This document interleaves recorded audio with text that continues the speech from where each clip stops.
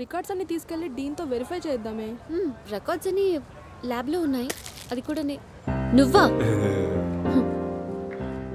ఇప్పటి వరకు మన స్టేట్లో అమ్మాయిల మీద అబ్బాయిలు యాసిడ్ పోయడం విన్నావే గానీ అబ్బాయిల మీద అమ్మాయిలు యాసిడ్ పోయడం ఎప్పుడైనా విన్నావా? ఓ 10 లీటర్ల యాసిడ్ తెచ్చి నీ నెత్తి మీద పోయాలనుందిరా. That's my feeling. What romantic feeling అండి. సిగ్గులేదు. నేను మీ వాడినండి. మీరు యాసిడే పోసుకుంటారో తలంబరాలే పోసుకుంటారో మీ ఇష్టం. ఆ చేతిలో తింట్రా. తిరుమణాలు ఉన్నాయి. అమ్మ తినద్దనుకున్నా అనవసర విషయాల్లో తల ఎక్కువ పెట్టేస్తారా మీరు? ఇది మీకోసం కాదు, ఈవిడి కోసం. వైషు గారు, నేను మిమ్మల్ని బాధ పెట్టాను. దానికి ప్రాయశ్చిత్తంగా మీరు ఆ జోడి ఈ జోడి ఇచ్చి నన్ను కొట్టేయచ్చు. ఈ పాపికి విముక్తి కలగాలంటే మీరు ఈ బొమ్మ స్వీకరించాలి. తీసుకోకపోతే మీ డాక్టర్ డిగ్రీ మీద ఒట్టే. చదువన్నా నేనన్నా పిచ్చి యాదవ్కి. Hello hello పలకడండి. వాడి పేరేంటి? గౌతమ్. హలో గౌతమ్. అమ్మ దేవుడోయ్, సొంత మొగుని క్యాగేసింది. మీరు ఈ అల్పుడిని పేరు పెట్టి పిలిచారా? ఇది కళా నిజమా? చూడండి, నేను మిమ్మల్ని ప్రేమించడం కుదరదు. ఎందుకు కుదరదండి? ఎందుకు కుదరదు? స్ట్రాంగ్ రీజన్ ఒకటి చెప్పండి. మా ఇంట్లో పరిస్థితి మీకు తెలీదు. మా నాన్నగారికి ఇలాంటివన్నీ ఇష్టం ఉండదు. బాబులం తర్వాత అలాగే ఉంటారండి. ఇదేమన్నా జాతీయ సమస్య? అలా ఉండడమే కరెక్ట్. లేకపోతే కూతుర్ని కనేసి రోడ్డు మీద వదిలేసి ఎవరినో ఒకటి తగులుకొని ఎవరితో లేచిపోమని ఎంకరేజ్ చేయరు. ఈ స్టేజ్లో అమ్మాయిలకి ఇలాగే ఉంటుందండి.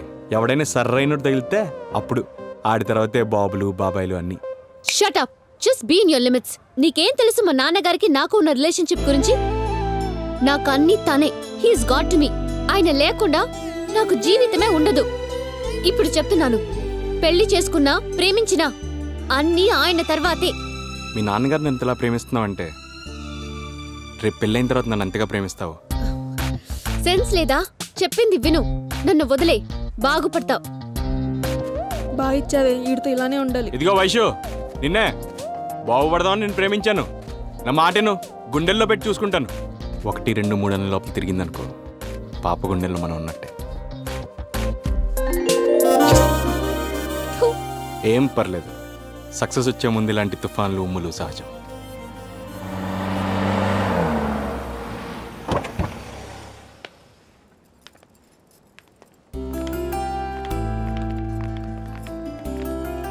అక్కా,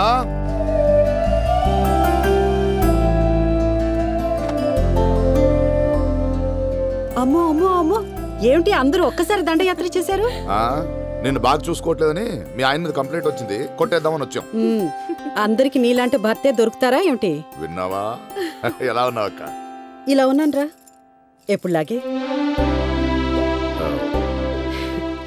సరే, భోజనం టైంకి వచ్చారు, ముందు భోజనం చేసి తర్వాత మాట్లాడుకుందాం. అందుకేగా వచ్చింది. కొంచెం వేసుకోమా. చాలు దినా. బా డైటింగ్. అన్నవరం వెళ్ళొస్తున్నా వదినా. ఎలా ఉంది మా కోడలి పిల్ల? దానికేం వదినా, బ్రహ్మాండంగా చదువుకుంటోంది. వైషుని మా సంతోష్కి అడుగుదాం అనుకుంటున్నాను. వాడి మనసులో ఏముందో నువ్వు ఒకసారి కనుక్కోరాదు? భలేవారే వదినా, మీరడగాలే గాని మీ తమ్ముడు ఏది కాదంటారు? ఒక మంచి రోజు చూసుకుని మీరు అన్నయ్య మా ఇంటికొచ్చి అడగండి, ఆయన తప్పకుండా ఒప్పుకుంటారు. వదినా మరదళ్ళు ఏదో ప్లాన్ చేస్తున్నట్టున్నారు. నీ ఆస్తి ఎలా కొట్టేద్దామని మేమిద్దరం ప్లాన్ చేస్తున్నాం. దాందేముందక్క, తీసుకో, ఏదైనా నీ తర్వాతే.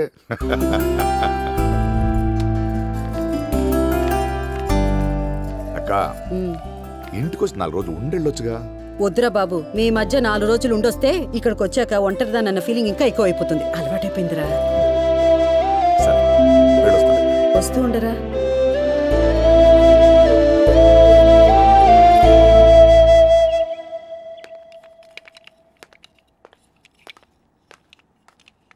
Dear students, world health organization వాళ్ళు నిన్న నాకు ఫోన్ చేశారు. ధర్మా, మేము మీ దేశం వస్తున్నాం, మీ ప్రసంగం వింటాం అన్నారు. ఏమయ్యా, నా ప్రసంగం ఎన్నిసార్లు వింటారు? ఈసారి మా స్టూడెంట్స్ ప్రసంగం వినండి అన్నా. దానికి వాళ్ళు ఓకే అన్నారు. ఆ అదృష్టవంతుల పేర్లు చదువుతాను. Doctor Sitaram, doctor Kumar, doctor Sharath, doctor Pallavi. వీళ్ళు నెక్స్ట్ వీక్ చెన్నై వెళ్ళి మన కాలేజ్ తరపున సెమినార్లో పాల్గొని ఈ ధర్మ కీర్తి ప్రతిష్టల్ని దశ దిశలా వ్యాపింపచేయాలి. Excuse me sir. సార్, నా పేరు లేదేంటి సార్? ఉండదు, నేను జీనియస్లను మాత్రమే సెలెక్ట్ చేస్తాను. ఆఫ్టర్ ఆల్ మూవ్ సరిగ్గా అప్లై చేయడమే నీకు రాదు, నిన్ను ఎలా సెలెక్ట్ చేస్తాను? వేస్ట్. అది కాదు సార్, వాళ్ళు అబద్ధం చెప్పారు. పేషెంట్స్ అబద్ధాలే చెప్తారు, వాళ్ళు చెప్పే అరగంట గంట సోదులో ఏదో ఒక చిన్న పాయింట్ దొరుకుద్ది, దాన్ని పట్టుకుని మనం ట్రీట్మెంట్ చేయాలి. కన్సిడర్ చేయండి sir, please sir. Just shut up. నువ్వు డాక్టర్ కాదు కదా, కనీసం మెడికల్ షాప్లో బిల్లులు రాయడానికి కూడా పనికిరావు. డబ్బులు ఉన్నాయి కదా అని డొనేషన్ కట్టి జాయిన్ అయిపోవడం మన ఎత్తికి కూర్చోటం. రేయ్ ఆగిపోయావే, కొడతావా? కొట్టు. అసలు నీకు బుద్ధుందా? ఒక అమ్మాయి జీవితాన్ని నాశనం చేసావు. ఛీ, కడుపుకి అన్నం తింటున్నావా, గడ్డి తింటున్నావా? నేనేం చేశానండి? నువ్వు చేసిన పనికి డీన్ దాన్ని కుక్క బూతులు తిట్టాడు. అదేమో టీసీ తీసుకుని వెళ్ళిపోతాను ఒకటే ఏడుపు. చెప్తున్నా, నువ్వు 1000 సార్లు తలకిందులుగా తపస్సు చేసినా సరే వైష్ణవి కాలి గోటిని కూడా తాకలేవు. అసలు ఏమైందండి? కూర్చొని మాట్లాడుకుంటే అన్ని సాల్వ్ అవుతాయిగా. రండి. ఏంట్రా నీతో కూర్చున్నది?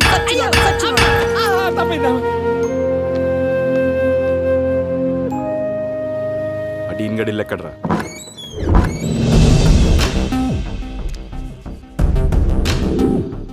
యు ఆర్ మై పేషెంట్ నా?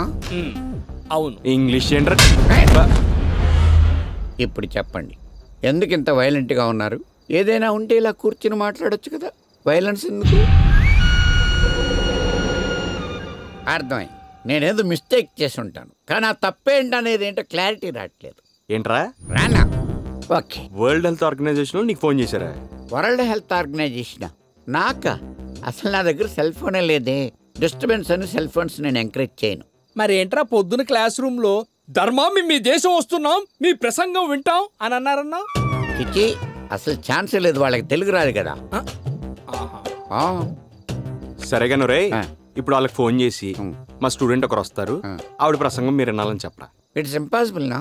ఇంపాసిబుల్ అన్నప్పుడు వైష్ణవ్ ఎందుకు అలా తిట్టావరా? అదేవరు? డాక్టర్ వైష్ణవా?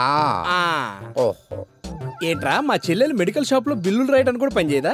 మందులో లేనప్పుడు 1,00,000 అంటాం, ఏం పట్టించుకోకూడదు. అయినా సరే మా చెల్లెల్ని ఏడిపించినందుకు గాను నిన్ను పొడి చేసి నీ రక్తంతో మా చెల్లెలు కాళ్ళు కడుగుతాం, ఏమంటారా?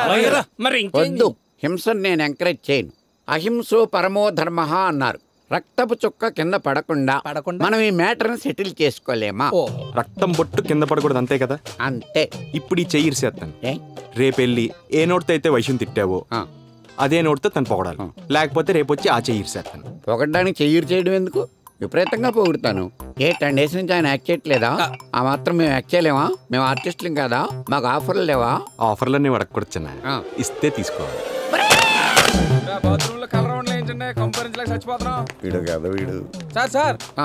ఏమైంది సార్? బాత్రూమ్ లో పడిపోయాను రా. పడిపోయారా?